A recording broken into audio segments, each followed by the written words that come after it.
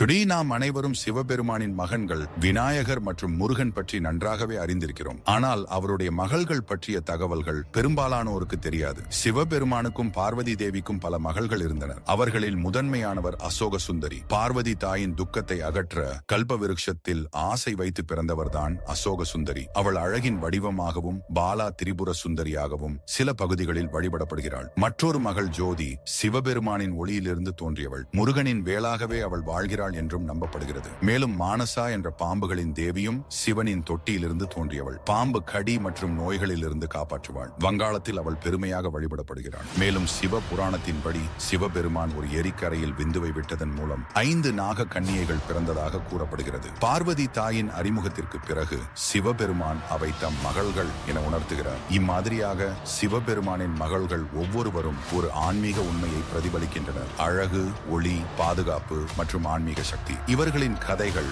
நாம் மறந்து போன ஆன்மீக பாரம்பரியத்தையும் நம் வாழ்க்கையில் இறையருள் எவ்வளவு முக்கியம் எனும் உண்மையையும் எடுத்துரைக்கின்றன.